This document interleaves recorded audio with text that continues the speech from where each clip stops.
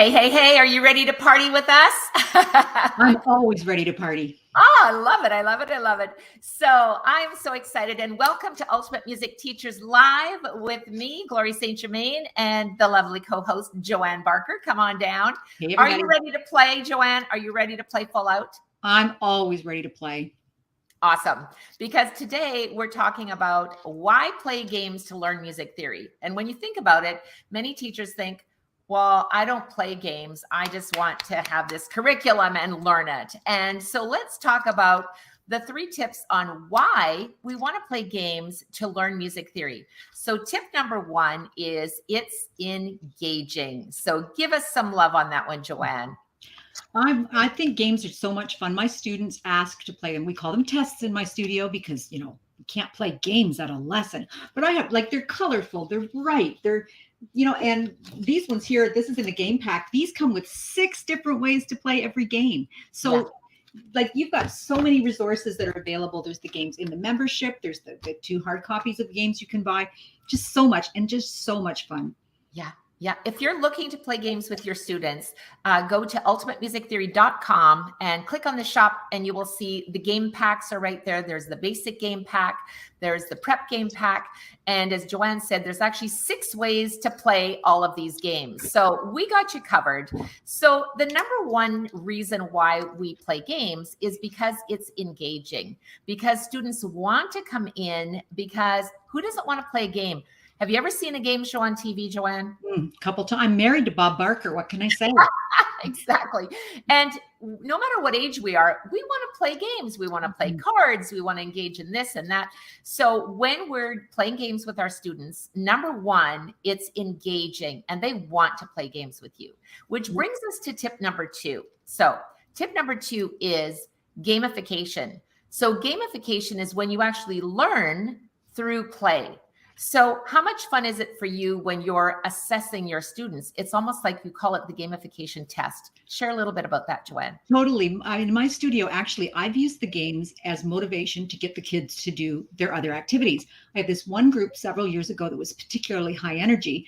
So we came up with this new thing called 5 activities in a game. So they would play their scales, they would play their chords, they would do the little sight reading they had to do and whatever else I wanted them to do. And then it's like, oh, we get to do a game now because it was fun. Little did they know, like when they're doing this one and they're matching, enharmonic equivalent up, they're not just playing a game, they're actually they're doing a test, right? Because I had to find the matching equivalent thing. When they're talking time signatures, what are we doing there? We're reviewing the circle of fifths. Of course we are, but it's colorful. It's engaging. And one big tip I use in my studio for a board game like this, we use 1 game token.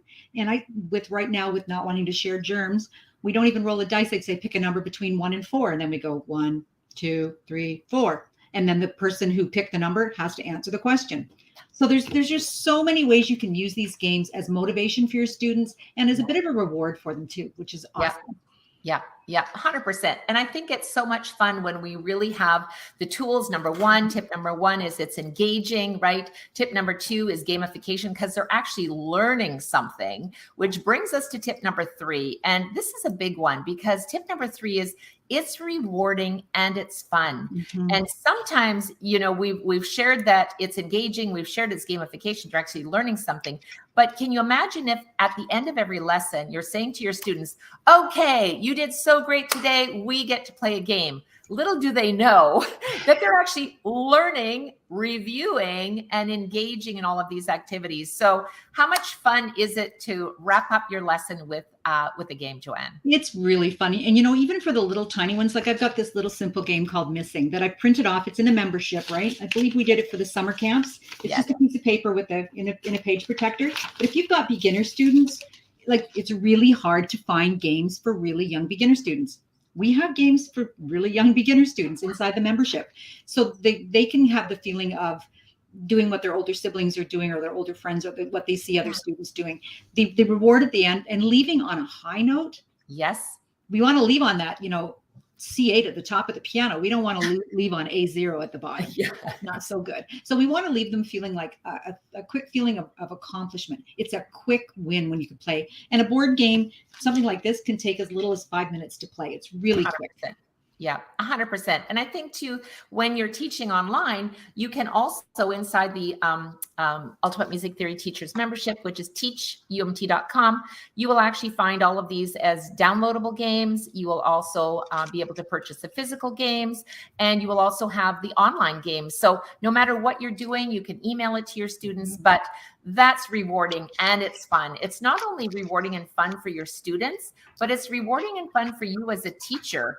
Because I know for myself, when I'm playing games with my students, I'm having just as much fun as they are. So I highly recommend it. You know what else is great about these? These I printed off a whole bunch of them to give St. Patty's gifts one year. At Christmas time, you can print off the Christmas game, because what do you give your students for a gift? You know, it gets really expensive to give doodads and stuff. And how many times do you find those doodads and stuff in their music bag after Christmas and stuff? So if you print off these games, these are some of the ones from the membership. Like if you want to do a Thanksgiving little special gift, or the Christmas gift, or the Valentine gift, I think you get them printed at Staples for like 50 cents in color. Put them in a page protector. Don't even bother laminating them. It's a nice, inexpensive, yet meaningful and logical gift to be giving your students. It's at their level. And I find with the games that you asked me to create for you with the different specific levels makes such a difference, particularly with the little ones and the higher ones, right?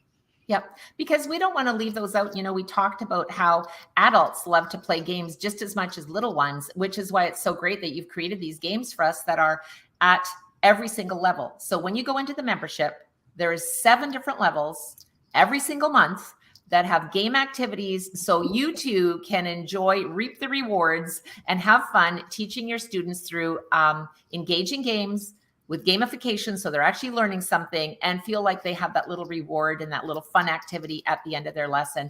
And all of that is at teachumt.com, and we have an absolute blast. And sometimes we even play a few games inside our membership coaching calls, so stay tuned. You never know. Thanks, Joanne. I really appreciate you being here. And what game are you going to be playing today?